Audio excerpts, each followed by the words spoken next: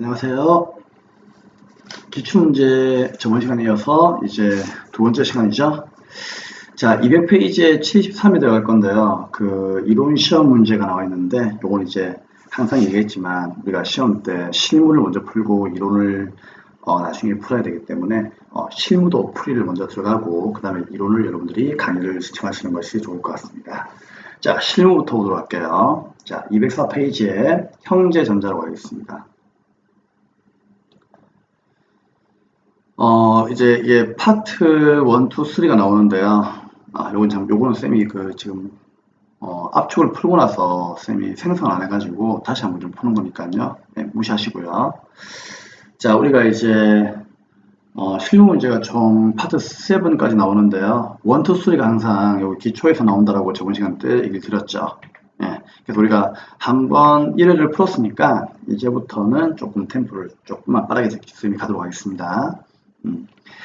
자, 그러면 이제 문제를 한번 읽어볼 건데, 자, 1, 2, 3는요, 이 1, 2, 3가 여기 있죠. 여기 파트 1하고, 파트 2하고, 파트 3는요, 저번 시간에 풀어서 우리 알겠지만, 항상 기초정보 관리에서 문제가 꼭 3문제씩 나옵니다.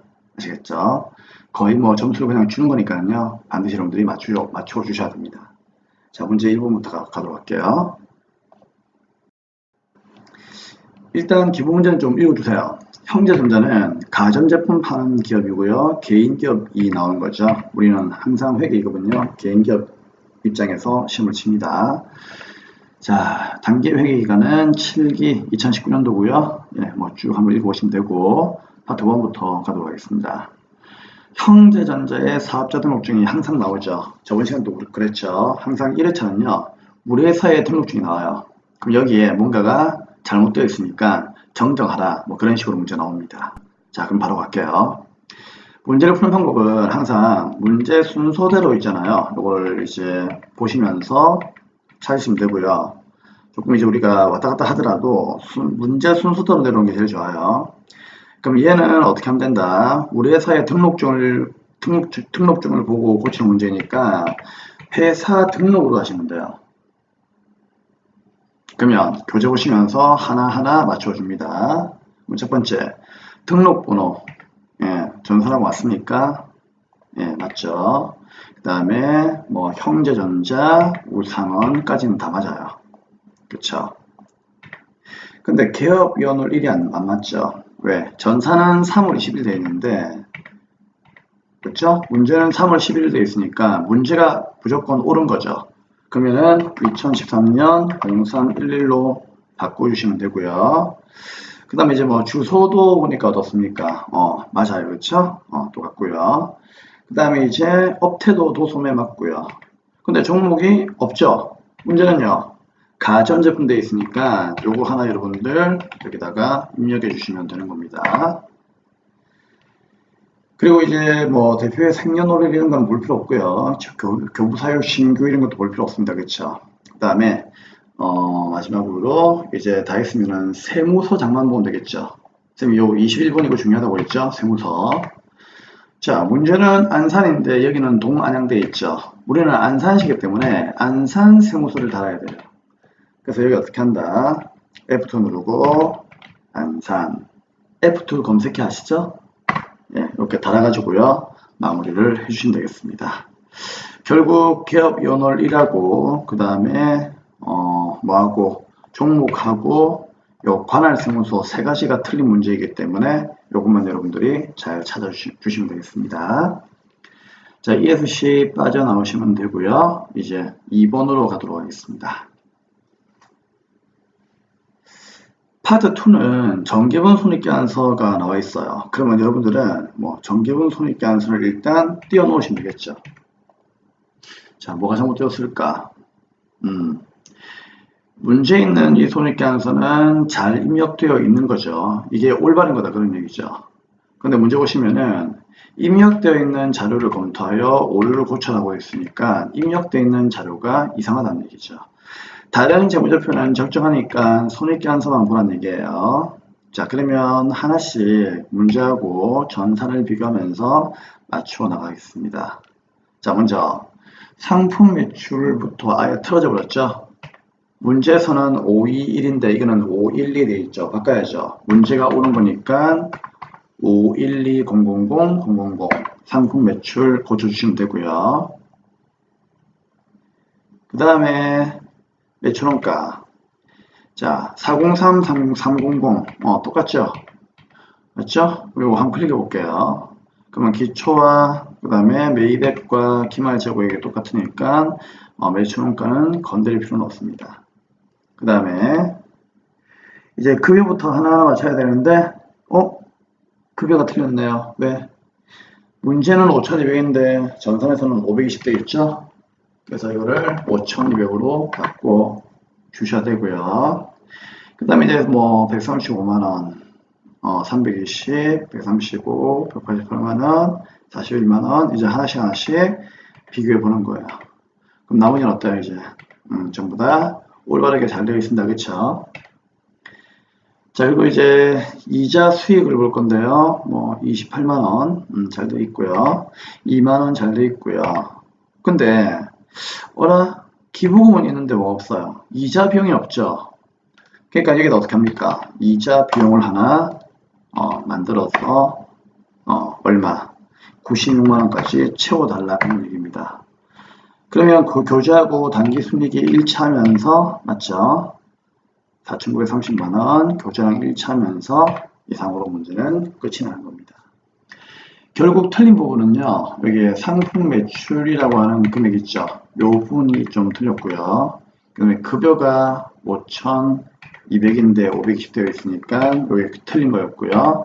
그 다음에 이자 비용이 누락되어 있으니까 요걸 하나 추가로 적으시면 되겠죠. 즉 3개가 차이가 났다 그런 얘기입니다. 다 했으니까 ESC 빠져나오시면 됩니다. 자, 이제 파트 3 문제 3 갈게요. 자, 형제전자의 정기분 기말채권과 채무잔액은 다음과 같은데요. 이게 이제 잘못되었으니까 맞죠? 거래처별 초기 이익을 가가지고 수정하라는 얘기예요. 이거 해본 적 있죠? 네. 자, 거래처별 초기 이익은 여기 있네요. 클릭. 그럼 채권 채무가 나와 있죠. 먼저 왜 상매 출금이 잘못되었다는 얘기네요. 왜 상매 출금 클릭. 자, 뭐가 잘못되었을까? 차익이 B죠? 이 차익이 나면 안 되죠. 뭐가 잘못되었을까를 이제 확인해야 되는데 확인해 보니까 여기 볼까요? 고잔 상사의 900, 청송의 3100, 반월의 500이죠. 그런데 여기는 청송하고요. 반월까지는 청송까지는 맞거든요. 근데 반월전자도 맞긴 맞는데 여기는 400대 있죠. 그럼 일단 지금 현재 요 금액이 안 맞으니까 얘는 500으로 고쳐야 되겠죠. 그럼 이렇게 하면 이제 차익도 없고 다 맞을 것 같은데 정말 자세히 보셔야 됩니다. 하나하나. 왜? 요 900이죠, 900. 여기 금액은 맞는데 만세가 아니고 누구예요? 고잔 상사잖아요. 그렇죠? 그래서 이거는 거래처 코드에서 고잔 상사로 바꿔주셔야 된다. 그 얘기입니다. 쉽죠? 맞죠? 그 마찬가지로 상매입금도보다 양지, 하나, 초지전자, 거래처는 다 맞는데 금액이 지금 현재 안 맞죠. 왜? 양지와 하나는 맞는데 초지전자가 1800이지 900이 아니죠. 그래서 1800으로 바꾸셔야만 요 차액이 엔터 없어집니다. 정말 쉬운 문제였죠? 그러면은 파트 3의 1번 3점짜리 문제가 한 개 끝나는 겁니다. ESC 빠져나오시면 됩니다. 그래서 이런 거는 거의 점수를 주는 거니까요. 다음 시간부터는 뭐 제가 설명할 때 조금만 이제 그냥 설명하고 넘어갈게요. 자, 이제 2번입니다. 마찬가지로 쉬운 거예요. 형제전자가 동절기에 영업부 직원들이 입을 방한복을 구입을 하는 건데 이걸 계정 과목에다가요, 등록해달라 그런 얘기죠. 그러니까 복리후 생비에다가 다음의 내용의 적용, 요거를 하나 좀 등록해달라 그런 얘기예요. 그러면 우리는 판매비와 관리비, 복리후 생비로 가야 되겠죠? 자, 어떻게 간단다. 자, 여기 메인 화면에서 계정 과목 및 추가 등록 보입니까? 클릭. 그리고 왼쪽에요. 여기 판매비와 관리비라고 되어 있죠. 이게 801번부터 900까지거든요. 이걸 클릭하세요. 그럼 801에서 이 코드가 900까지가 이렇게 나오거든요. 그 사이에서 눈에 이제 눈을 부릅뜨고 복류 생비를 찾으시면 돼요. 바로 요걸 의미하는 겁니다. 판매비와 관리비 라인에서 복류 생비를 찾아가지고 클릭을 하면 돼요. 그럼 여기에다가 뭐 하라는 얘기인가 하면은 대체적요 3분에다가 이거 받아쓰기 하는 얘기거든요. 그럼 어떻게 하면 되겠어요? 대체적요는 여기 있잖아요. 위치 알려드렸죠? 여기에 3번 줬고 엔터 영업 담당자 그 다음 뭐예요? 강한복 구입비 이렇게 적어서 하는 얘기였습니다. 간단하죠? 파트 3도 마치겠습니다. 자, 문제 4번 일반전표로 가겠습니다. 자, 일반전표가 가장 중요하죠. 쌤이 이제 그래서 그 프로에다가 분교문제 100문제를 만들어 놓은 이유가 딴 이유가 있어서가 아니고요. 요게 이제 배점이 좀 크기 때문이고 나중에 여러분들이 뭐 회계 1급이나 뭐 이런 데로 올라간다면은 거기에서 이제 분계를 잘해야 되기 때문에 제가 분교 문제를 많이 풀어드린 겁니다. 자, 뭐 그리고 뭐 강조를 한 거고요. 자, 그럼 이제 7월 10일부터 이제 문제를 풀어볼게요.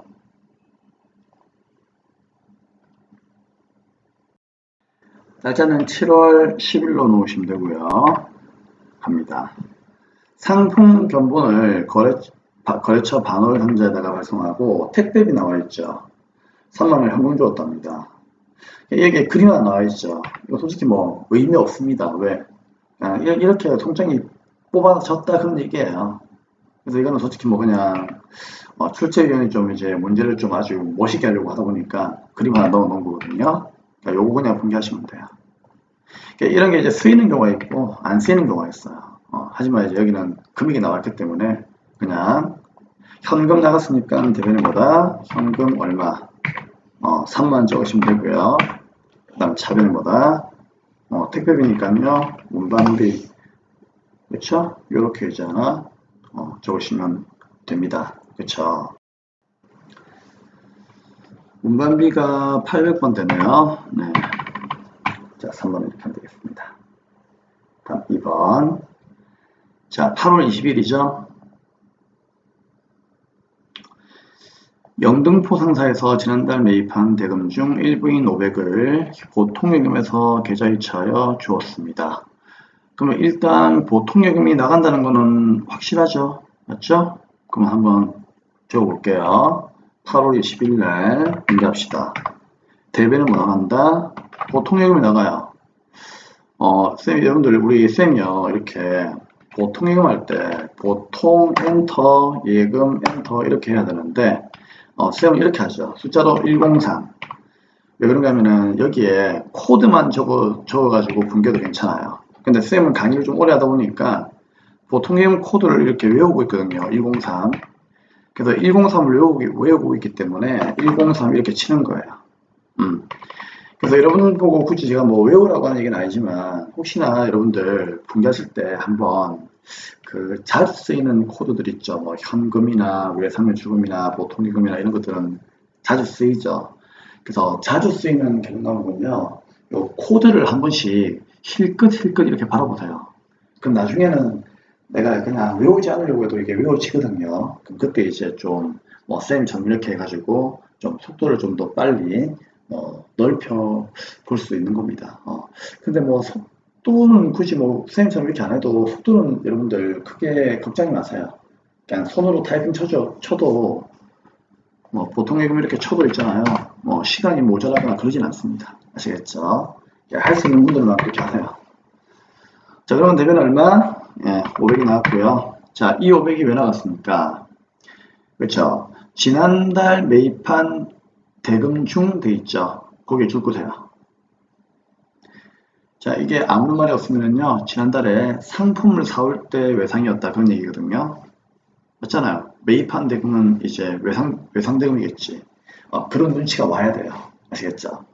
그러니까 한마디로 뭐다? 외상매입금을 갚았다. 이게 그 얘기예요. 그쵸? 당연하잖아요. 그렇죠? 내가 돈을 준다는 얘기는 외상값을 주는 겁니까? 외상값을 받는 겁니까? 외상값을 주는 거니까 외상 매입금을 갚았겠죠. 그래서 차변은 뭐죠? 외상 매입금이 감소합니다. 부채 감소. 자, 얘는 거래처에서 적는 거 알고 있죠? 예, 영등포 상사. 이렇게 적어주시면 돼요. 쉬운 문제였죠? 자, 9월 15일입니다. 동진 상사에서 업무용으로 사용할 목적으로 복사기 한 대, 여기 있네요. 150만 원만큼의 외상으로 구입했습니다. 그럼 복사기가 구입했으니까 복사기가 들어오죠. 자, 그러면 9월 15일 날에 복사기부터 한번 분개해보도록 하죠. 차변이 뭐다? 비품이 들어옵니다.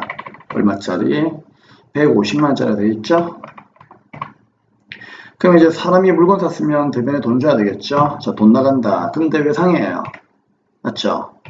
근데 이거는 장사를 하려고 상품 사온 게 아니고 상품 이외의 것인 복사기를 사온 거죠. 맞죠? 그래서 이거는 대변에 장사가 아니니까 외상매입금을 쓰는 게 아니고 뭐다? 미지급금이라고 하는 부채를 써야 됩니다. 당연히 거래처가 달아줘야 되겠죠. 돈 갚을 거, 돈 줄 거는 거래처를 달아야 됩니다. 자, 그런 얘기 했고요. 자, 4번. 판매사원 김유신의 9월분 급여를 당사의 보통예금에서 이체했습니다. 소득세 등 공제액은 그 합계액에다 줄 거세요. 이게 다른 말로 뭐죠? 예수금이죠. 예수금. 하나의 기준 과목으로 입력하십시오. 자, 이게 나와 있죠. 현대전자의 9월 급여네요. 그러면은 김유신의 기본 급여가 얼마입니까? 150, 수당이 10, 특별수당이 20이죠. 근데 분개할 때는요, 이런 거 있잖아요. 절대로 따로 분개하는 게 아니고 그냥 다 묶어서 분개하면 됩니다. 그래서 급여가 얼마? 180이라고 하는 이 금액을 월급 주는 분개를 먼저 하셔야 돼요. 자, 그래서 9월 며칠 날? 30일 날. 자, 월급 주는 문제 나오면요, 무조건 차변은 뭐다? 월급부터 분개하세요. 급여. 자, 800번대 급여로 가야 되겠죠? 자, 얼마입니까? 180만 원만큼의 전체 금액을 분개하시면 되는 겁니다. 그렇죠? 그럼 이제 그냥 주는 게 아니고 소득세, 지방세 이런 거 떼고 주죠. 그래서 이런 거 솔직히 필요 없어요. 왜?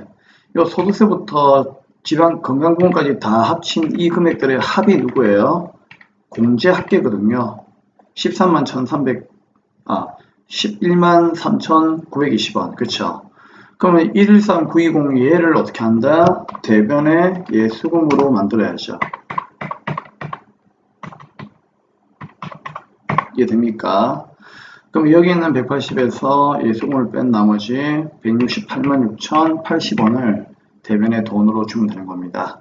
근데 그걸 전부 다 보통예금에서 주었다고 했으니까 대변의 보통예금이 나가는 겁니다. 자, 분개 확인 잘 하세요.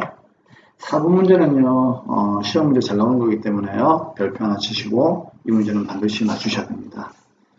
자, 쌤이 별표를 쳐주는 것들은요, 그만큼 빈출이라는 얘기니까 별표를 쳐주는 겁니다. 자, 이제 5번입니다. 그러니까 빈출 중에서 좀 어려운 거, 쉬운 거는 쌤이 뭐 그렇게 굳이 별표를 잘 안 칩니다. 아시겠죠? 자, 5번입니다. 10월 24일. 전체적으로 문제 한번 볼게요. 컴퓨터 판매 촉진을 위해서 광고비를 현금으로 지급했죠. 그 다음에 영수증을 받았는데 그 영수증이 바로 요겁니다. 그렇죠? 그럼 한번 읽어보시고요. 자, 우리한테 중요한 건 뭐다? 광고비가 3만원이라는 거죠. 그럼 그냥 이거 분개하면 되는 거예요. 뭘로? 광고했으니까 10월 24일 날에 비용의 발생. 10월 24일이죠? 비용의 발생, 차변에 뭐 광고 선점비가 되겠죠.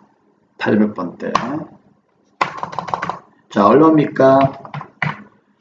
3만원이죠? 그쵸?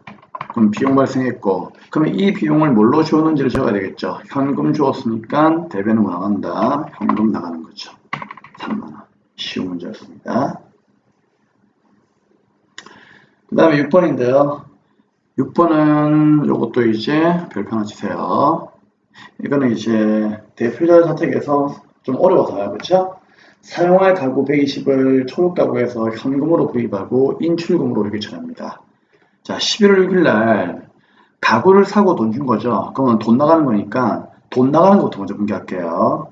그러면 11월 16일 날에 자, 대변은 뭐 나간다. 일단 현금이 나가요. 얼마짜리? 120만원짜리가 나갑니다. 근데 문제는요, 이 가구를 사업용으로 진짜 쓰인다면은 차변에 뭘로 분개해요? 비품으로 분개하면 되겠죠. 근데 대표자 자기 집에 쓴대요. 그러면 사장님께서 자기 마음대로 돈 쓴 거니까 차변은 뭐다? 인출금으로 분개를 해야 되겠죠. 이해됩니까? 그리고 이제 이 인출금은 나중에 우리가 결산할 때 어떻게 한다? 대변에 사라지면서 자본금에서 감소한다는 거. 지난 시간에 결산도 공부했죠. 그것도 하나 아셔야 되는데, 그것까지 요구하는 건 아니고요. 요 분개만 하면 됩니다.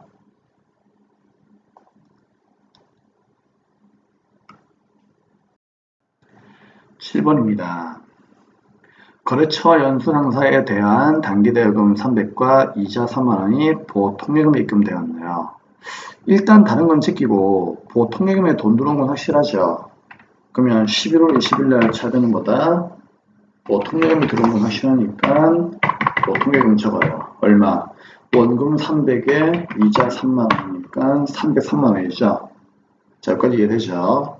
그리고 대변에 이제 뭐가 사라지는지를 갖다가 적으시면 돼요. 먼저 뭐 원금, 단기 대여금부터 자산이 감소해야 되겠죠. 그럼 대변에 단기 대여금 받았으니까 단기 대여금이라고 하는 자산은 감소합니다.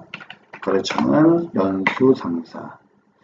하지만 이 원금은 303만 원이 아니고 300이니까요. 300으로 바꿔주셔야 되고, 그러면 대변에 남는 이제 모자라는 3만 원만큼이 있죠. 요걸 대변에 지금 뭘로? 이자 수익으로 공개를 하셔야 됩니다. 이자 수익으로. 아시겠죠?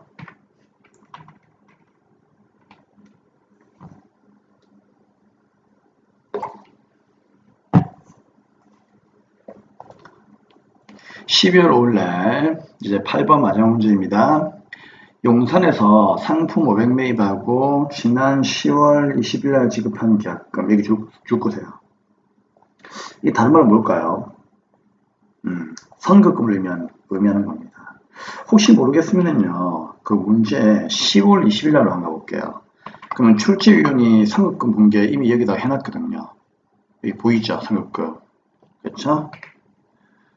요게 이제 100 돼 있죠. 요거 얘기하는 거예요. 일단 그래도 우리는 이제 그렇게 확인차 온 거고요. 일단 12월 그래도 뭐다? 12월 5일로 가가지고 이제 공개하겠습니다. 그래서 여기다 줄 긋고 선급금이라고 적어 놓으시고요. 그 다음에 차감한 잔액은 다음 달에 주기로 했고요. 상품 수령하고 운반비 5만원을 현금 주었죠. 자, 운반비의 별표. 자, 8번 문제 별표. 쌤 그때 얘기 드렸지만 이런 문제 많이 나온다고 했습니다. 그쵸? 많이 나옵니다. 자, 이 문제가 많이 나올 수밖에 없는 이유가 우리 물건을 구입할 때 들어가는 이 비용들 있죠. 그런 것들은 이제 전부 다 원가에 포함해야 되는데 이 내용이 엄청 중요해요. 엄청 중요하다 보니까 이 내용은요 거의 시험만 치면 꼭 한 개씩은 나옵니다. 그래서 물건 매입할 때 들어가는 비용들은 원가에 포함해요. 그래서 8번 문제 별표를 치셔야 됩니다. 자, 그러면 갑니다. 그러면 상품은 원래 얼마예요? 500만 원이죠? 근데 운반비가 5만 원 나왔으니까 구입 시의 비용은 더 해가지고 상품이 얼마? 505만 원이죠. 자, 매입했으면 들어와야죠. 들어온다, 차변, 들차, 나대. 그럼 차변은 뭐죠? 상품이 들어옵니다. 그쵸? 얼마 들어옵니까? 500만 원에서 5만 원 더 해가지고 505만 원 들어와요.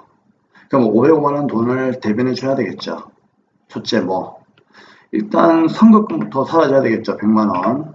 그럼 대변은 뭐다? 선급금 100만 원부터 사라집니다. 선급금도 채권이니까요. 용산상사라는 거래처를 반드시 달아줘야 돼요. 하지만 이거는 500이 아니고 100만 원이죠.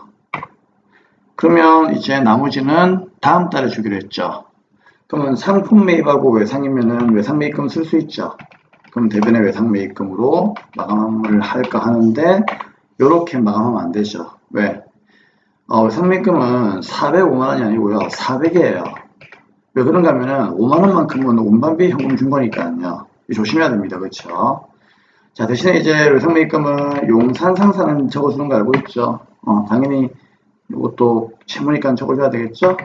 근데 이걸 대변의 금액을 어떻게 한다? 금액은 400이에요. 그럼 5만 원은 뭡니까? 이거는 운반비 현금 준 거니까요. 대변의 운반비를 갖다가 이렇게 마무리를 운반비가 아니죠. 현금을 적었으니까 대변에 현금이 나가죠. 현금으로 마무리를 이렇게 5만 원 해야 되겠죠. 기본 수업 때 다 풀었던 내용이기 때문에 여러분들 이런 거 어려워할 필요 없습니다. 자, 이상으로 일반전표 문제는 마치겠습니다. 자, 이제 파트 5번 가야 되겠죠. 자, 파트 5는요, 쌤이 항상 뭐다? 오류 수정 문제 나온다고 했죠. 기억나십니까? 오케이. 자, 1번부터 한번 풀어볼게요. 9월 11일하고 13일. 자, 일반전표 9월 11일부터 가겠습니다. 뭐가 틀렸는지 한번 보도록 해요. 자, 도소인섭이 미지급금 되어 있네요. 자, 읽어볼게요. 가별 상사에 미지급한 10만원만큼은 도소를 구입한 게 아니라 상품 매출 시에 운반비를 미지급한 겁니다. 여러분, 구입할 때 운반비는 상품에 포함하잖아요. 근데 이거는 상품을 구입하는 게 아니고 판 거죠. 그러면 쌤 옛날에 기초수업 때 얘기했죠. 매출 시의 비용들은 어떻게 한다? 그냥 비용으로 처리한다. 그렇기 때문에 도서 인쇄비를 뭘로? 운반비로 바꾸어 주시는 작업을 해야 됩니다. 우리는 유통기업 위주로 수업하기 때문에 800번대로 이렇게 쓰시면 되고요.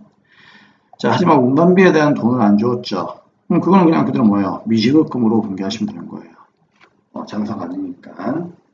그래서 도서 인쇄비를 운반비로 바꾼다. 그거 하나만 기억하시면 될 것 같고요. 자, 2번. 9월 13일에는요, 지출된 50만 원이 있대요. 근데 이게 접대용 회식비가 아니고 영업사원들의 회식비랍니다. 그러면 9월 13일 날 가면은 느낌 옵니까? 왜? 대변에 돈 나간 건 확실하죠. 그럼 현금은 고치지 마세요. 근데 차변이요, 접대비가 아니고 지분들을 기쁘게 하려고 회식한 거니까 복리후생비로 고쳐야 되겠죠. 그래서 이 자리에다가 복리후생비를 이렇게 친다는 거, 바꿔준다는 거 잊지 마세요. 800번대 이상으로 오류정 정도 마치겠습니다. 간단하죠? 자, 이제 그러면 6번의 결산 문제로 가도록 하겠습니다.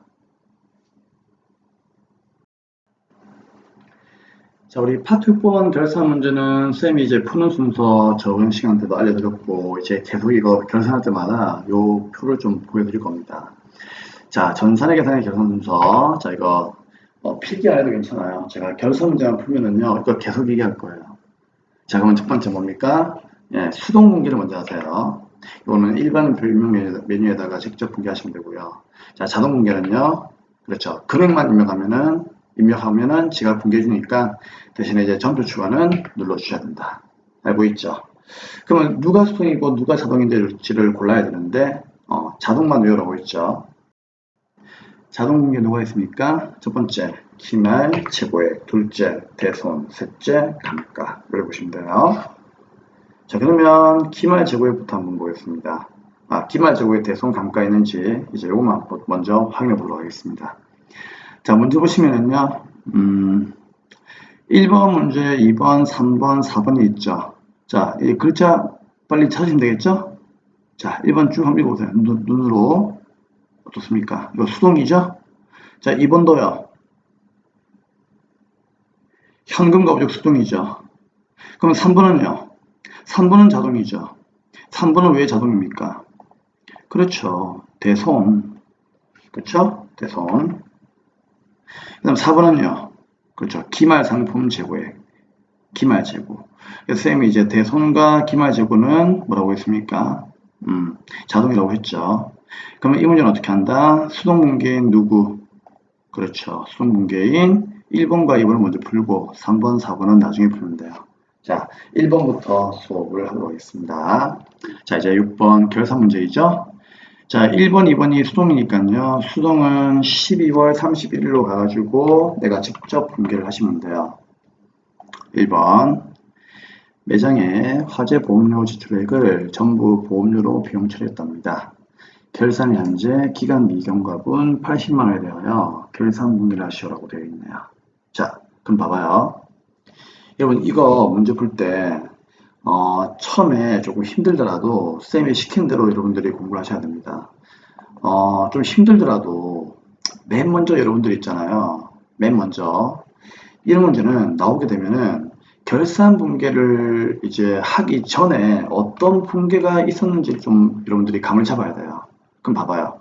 우리 경리사원이 보험료를 주자마자 처음부터 어떻게 했다? 보험료 지출액을 전부 다 비용으로 분계했다 그런 얘기잖아요. 맞죠? 그러면 옛날에 분계했을 때 이래 분계했겠죠. 차변에 뭐 보험료라고 하는 비용으로 이렇게 분계를 했겠죠. 근데 그게 얼마인지 모르겠어요. 그건 상관없어요. 일단 이렇게 하세요. 그럼 이걸 이제 그 당시에 대변은 뭐다? 현금으로 이렇게 분계를 했겠죠. 그리고 짝대기 요 기준으로 차변은 대변, 왼쪽은 차변, 오른쪽은 대변이에요.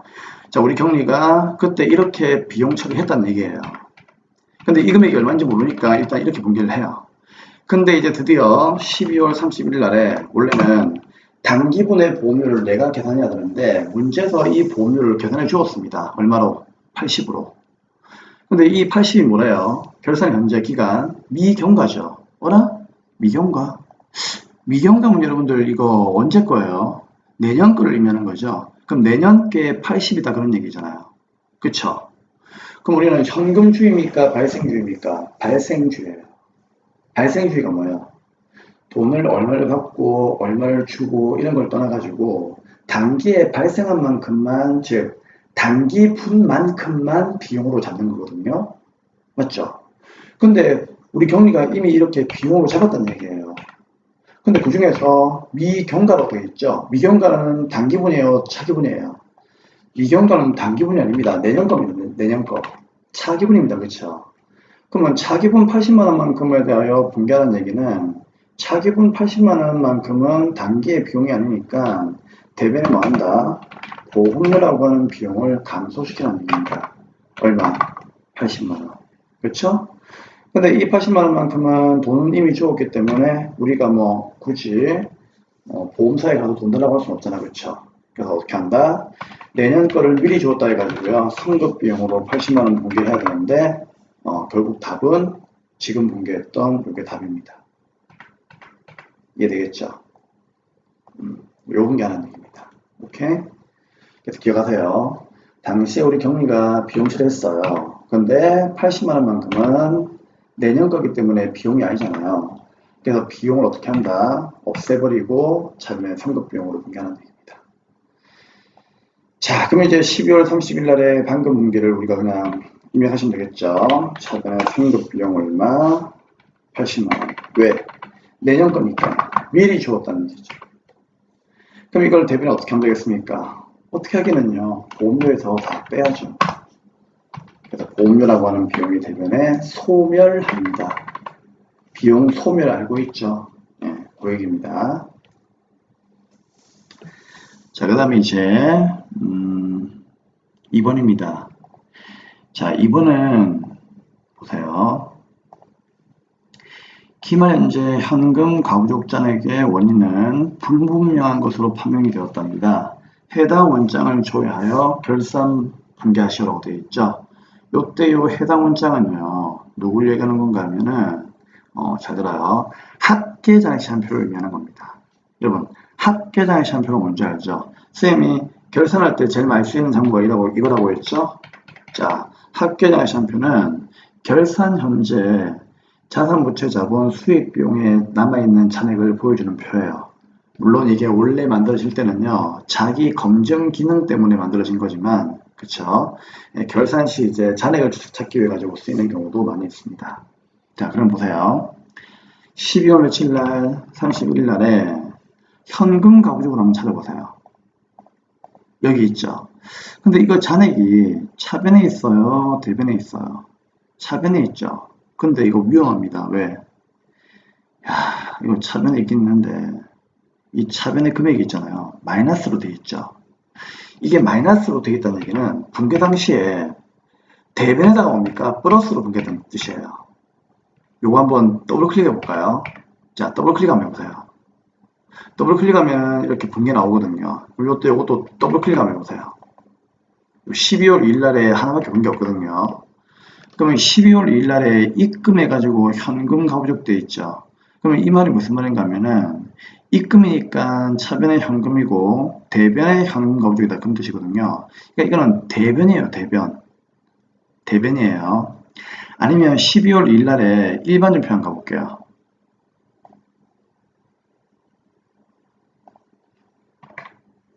자, 요거 클릭하고요. 밑에 분개 한번 해보세요. 현금이 어디에 있어요? 금액이. 차변에 있고 현금 가부족이 대변에 있죠. 이게 대변에 있다는 얘기입니다. 이해되죠? 그럼 그 당시에 현금이 금고 안에 너무 많아가지고 현금이 8만 원만큼 더 들어왔죠. 근데 원인 몰라가지고 우리가 대변에 현금 가부족으로 이렇게 임시로 공개해놨죠. 이거 정리하는 얘기예요. 그러면 대변에 있는 이 금액을 어디로? 차변으로 보내야 되겠죠. 그래서 12월 31일 날에 차변에다가 현금 가부족을 분개를 해야 돼요. 근데 현금 가부족은 여기다가요, 그냥 현금이라고 쓰면 이게 안 나타납니다. 그래서 현금 가부족은 참고하세요. 현금 과부족까지 다 써야 돼요. 나오죠. 엔터. 그럼 이제 차변에 어떻게 한다? 금액을 8만원 적어라는 얘기죠. 왜? 이렇게 아까 전에 방금 우리 봤잖아요. 대변에 있었잖아요. 그렇죠? 그럼 차변에 없으라는 얘기죠. 근데 여기는 어떻습니까? 현금 가부족이 차변에 있죠. 근데 이 차변에 보면은 마이너스로 되어 있잖아요. 그럼 이게 마이너스로 되겠다는 얘기는요. 기억하세요. 대변에 잔액이 있다 그런 뜻이에요. 근데 이제 우리 전산에서는 이제 이렇게 표현이 되어 있다는 얘기니까 이런 거는 여러분들은 어떻게 한다? 무시하시면 됩니다. 그러면은 일단 마이너스가 0이라도 되려면은 같은 면에다가 플러스로 8만원 엎어야 되겠죠?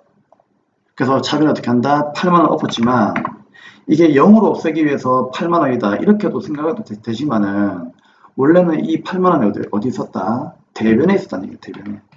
대변에 있는 게 사라지는 겁니다. 그렇게 이해를 해야 돼요. 그럼 이제 차변의 현금 가부족 사라지면서 이제 대변의 그 원인을 적어야 되는데 원인이 뭐라고요? 불분명하니까요. 잡이익이나 잡손실이죠. 그럼 이때는 우리 문제를 푸는 방법을 이해합시다. 대변은 비용 자리예요? 수익 자리예요? 손익계 안서 대변은 누구예요? 수익이죠. 그래서 수익으로 분개해야 돼요. 그럼 대변은 누가 된다? 잡이익이 분개가 되는 겁니다. 8만원. 아시겠죠? 그래서 이 현금 가부족 문제 풀 때는 조금 이제 이해하기 좀 어려우면요. 이렇게 이해하시면 돼요. 합계장 시한표가 가지고 현금 가부족이 예를 들어서 얘처럼 마이너스로 되어 있거나 아니면 대변에 플러스로 8만원 되어 있다. 그럼 플러스로 8만원 되어 있으면 차변에 현금 가부족 없애버리고 대변은 수익자리니까 잡이익이고요. 만약에 이 현금 가부족이 차변에 잔액이 있거나 대변에 마이너스 떠 있다. 그러니까 대변에 마이너스면은 차변에 플러스가 같은 거죠. 그러면 현금 가부족이 차변에 잔액이 있으면요. 결승때 어떻게 하면 된다? 대변에 사라지고 차변이 비었으니까 차변은 누구 자리? 비용 자리. 그때는 잡손실 되는 거예요.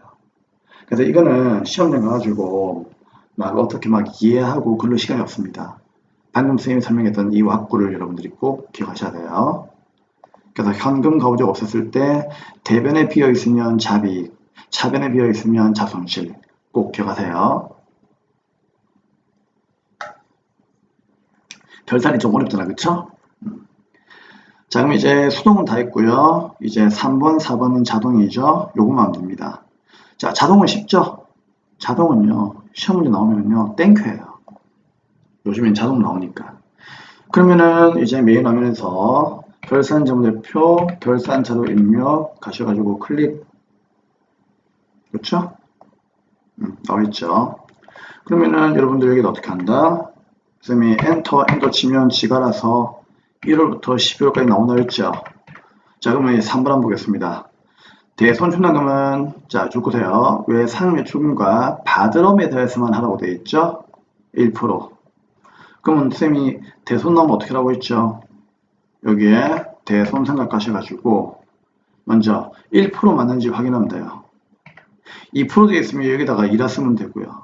근데 1%죠? 근데 왜 상매출금하고 받으럼만 하라고 했으니까 나머지는 지워야 되겠죠? 그럼 여기 1%만 지으면 지가 알아서 금액 구해주니까요. 우리는 그냥 요것만 확인하시면 됩니다.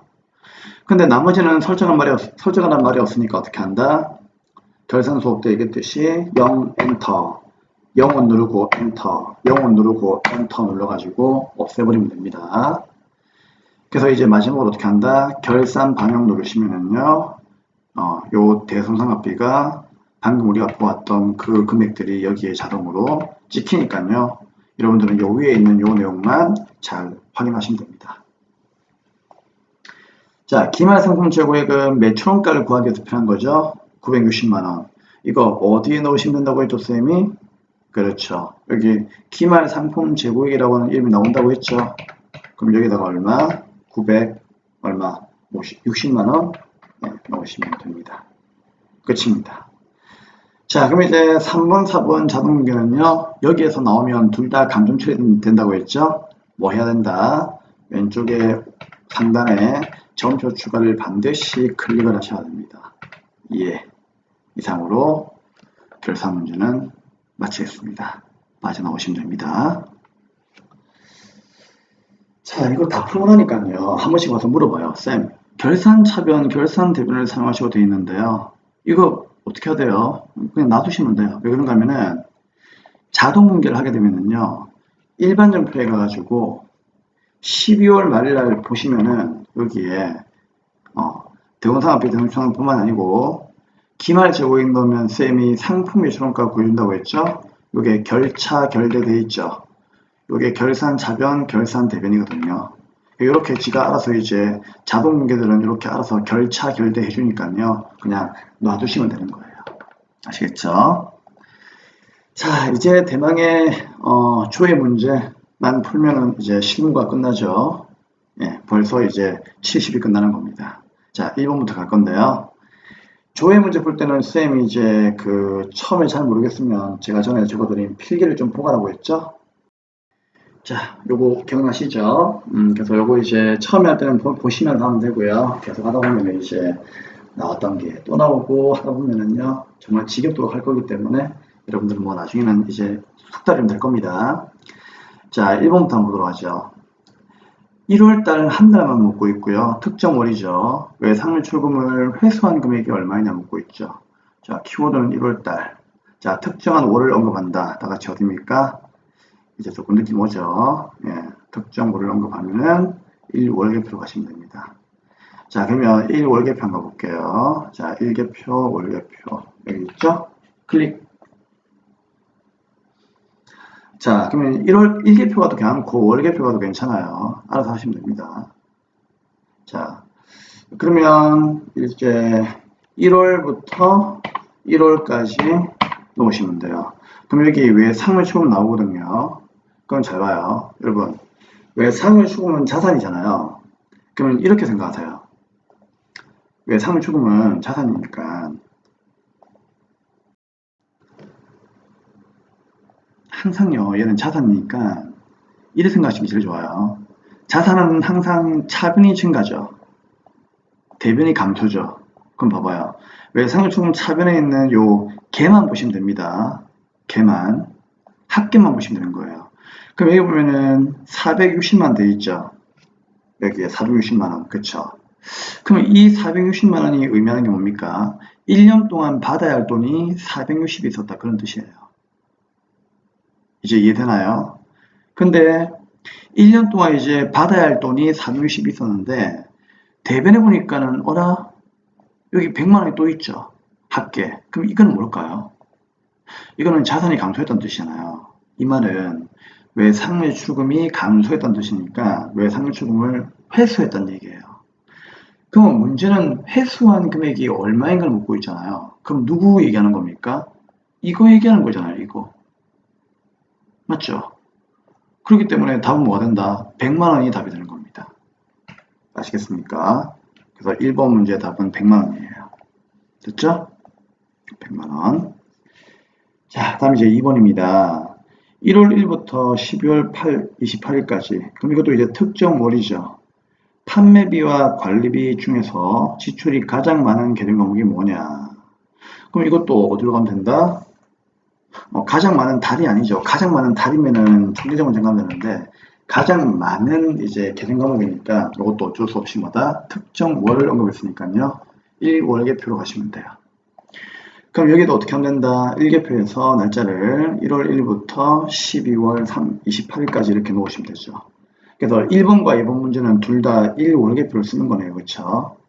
그럼 여기에 판매비와 관리비를 한번 보세요. 이쪽으로 쭉 내려가세요.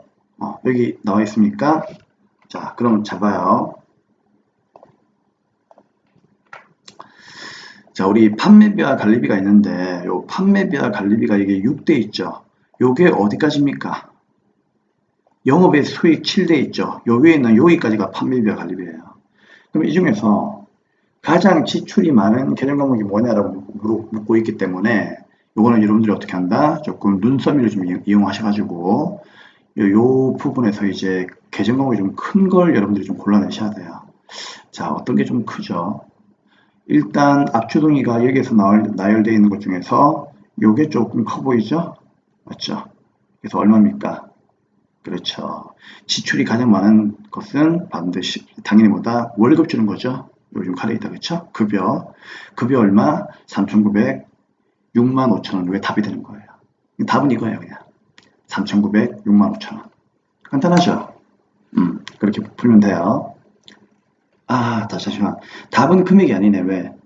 지출액이 가장 많은 개념 과목이니까요. 그러면 개념 과목으로 따지면 누구다? 급여가 되겠죠? 그러면 급여가 답입니다. 여러분 정확하게 하세요. 금액을 묻는 게 아니고 개정 과목을 묻는 거니까요. 개정 과목이 답이 되는 거예요. 그래서 급여가 답이 되는 겁니다. 자, 이제 3번입니다. 마지막 문제. 2월 말 현재 외상 매출금 잔액이 가장 큰 거래처는 어디이고 그 금액은 얼마입니까? 2월 말만 본다면은 누굴 봐야 돼요? 특정 월이니까 1월계표 봐야 되는데 외상 매출금의 차액이 가장 큰 거래처가 어디냐 이거 묻고 있죠. 그러면 큰 거래처, 거래처의 동그라미. 거래처를 묻고 있죠. 거래처. 그렇죠? 거래처. 거래처 물으면은요. 월계표하고 거래처가 만나면은요. 누가 이긴다? 무조건 거래처 원장이 이깁니다. 아시겠죠? 그래서 거래처 원장 여기에 보이네요. 클릭. 2월 말 현재죠. 자, 쌤 얘기했습니다. 현재라는 말이 나오면은 요 앞에 뭐가 생략되어 있다? 1월 1일부터가 생략되어 있다고 생각하고 있죠? 그러면 줘야 하더라도 거래처 원장에서는요. 자, 1월 1일부터 언제까지? 2월 말까지로 놓아야 됩니다. 계정 과목은 외상매출금 묻고 있으니까 F2 누르고 외상매출금을 조회하시면 되고요. 근데 이거는 특정 거래처가 아니고 그냥 전체 거래처를 언급하고 있죠. 그러면 거래처는 어떻게 한다? 엔터 눌러가지고요. 자, 전체를 다 띄우면 됩니다. 여기 엔터 누르면 전체로 그냥 이렇게 줘야 되는 거예요. 그러면 잔액이 가장 많은 거래처가 어딘가 물었으니까요. 잔액을 보면 되겠죠. 근데 가장 많은 거래처는 뭐 티는 확 나죠. 누구? 청송 컴퓨터. 금액은요. 3,100. 이게 답이에요. 근데 이게 혹시 많을 수도 있으니까요. 그때는 잔액을 전에 했으면 얘기했죠. 클릭하면은 오름차순, 내림차순 이렇게 보여준다고 했죠. 맞죠? 그래서 다음 뭐다? 거래처가 어디며 그 금액이 얼마인가 물었으니까요. 거래처 청송 컴퓨터하고 잔액 얼마 3,100만 원까지 다 얘기하는 것이 답이 되는 겁니다. 아시겠죠? 이상으로 3번까지 문제도 끝났습니다. 자, 3번에서요. 그 별표 하나만 치시고요. 하나만 더 물어볼게요. 이게 잔액을 묻고 있잖아요. 근데 이것도 한 번씩 뭘 물어볼 수 있는가 하면요. 왜 상을 수금에 회수한 금액이 가장 많은 거래처가 누구냐 이렇게 물을 수도 있거든요. 그럼 선생님이 아까 얘기했죠. 자산은요. 차변이 뭐예요? 차변이 증가, 대변이 감소라고 했죠. 그럼 왜 상의 추금을 회수하면은 자산이 감소하니까 만약에 왜 상의 추금의 회수액이 가장 많은 거래처가 어디냐 물어보면요. 그때는 어떻게 하면 되겠습니까? 대변을 보셔야 된다. 대변을. 요걸 이제 클릭하시면 되는 거예요. 그래서 회수액이 얼마입니까 물어보면은 회수액의 거래처와 금액이 얼마냐 물어보면요. 초지전자하고 150이 답입니다. 근데 잔액을 물어봤기 때문에 잔액을 답으로 한 거예요. 그래서 잔액을 물어보면 요거고요. 회수액을 물어보면 요겁니다. 대변. 회수하면은 왜 상면 최고미 대변이 사라지니까. 그래서 요것도 같이 공부하셔야 돼요. 아시겠죠? 자, 이상으로 실무에 대한 수업은 마감을 하고요. 자, 이제 이론 수업으로 다음 시간에 가도록 하겠습니다. 자, 잠시 후에 뵙도록 할게요.